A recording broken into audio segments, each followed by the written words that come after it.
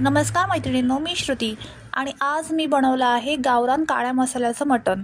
तर तुम्ही बघू शकता इथे मी 500 ग्रॅम मटण घेतलेलं आहे आणि त्यानंतर मी इथे मसाले घेतलेले आहे। तर मसाले मी घरचेच घेतलेले आहेत, जसं खोबरं, आलं, लसूण, कोथिंबीर, मिरची वगैरे हे एवढंच घेतलेलं आहे।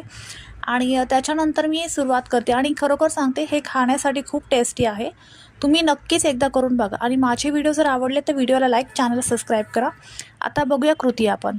हे सगळे मसाले जे आहेत मी तव्यावरती हे फ्राय करून घेतले तेलामध्ये, म्हणजे याला कालवणाला तरी छान येते आणि चवही छान वाटते। त्यानंतर कढईमध्ये कुकरमध्ये मी कांदा घेतलेला आहे, त्याच्यामध्ये मटण टाकलेलं आहे, त्याच्यामध्ये मीठ आणि हळद ऑलरेडी मी ॲड केलं होतं। हे मी वाफवून घेणार आहे 2 ते 3 शिट्ट्या घेऊन, कारण मटण शिजण्यासाठी थोडंसं हार्ड असतं, त्यामुळे 3 शिट्ट्या मी ह्याच्यामध्ये घेते। हे चांगलं मी फ्राय करून घेते आणि त्याच्यानंतर मी याच्यामध्ये 2 शिट्ट्या घेते।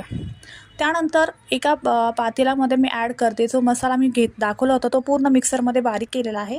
आता मी हा मस्तपैकी फ्राय करणार आहे, याच्यामध्ये तवंग आली पाहिजे फ्राय करताना। आणि तुम्ही बघू शकतात मसाल्याला तरी पण छान आलेली आहे, म्हणजे मी तेलामध्ये टाकलं त्याला तवंग दिसते।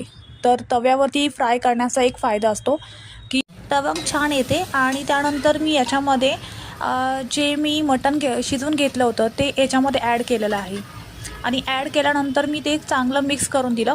त्यानंतर मी त्याच्यामध्ये कोमट पाणी टाकले, म्हणजे तुम्हाला जितकी ग्रेव्ही करायची असेल तर तुम्ही कोमट पाणीच ॲड करा, त्याच्यामध्ये थंड पाणी घेऊ नका। थंड पाण्याने मटणाची पूर्ण चव बिघडून जाते आणि त्याला तरीही येत नाही।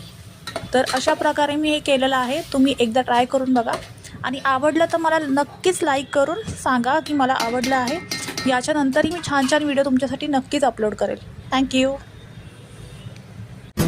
त्यामुळे मी सांगत असते, मस्त खा आणि स्वस्त राहा। नवीन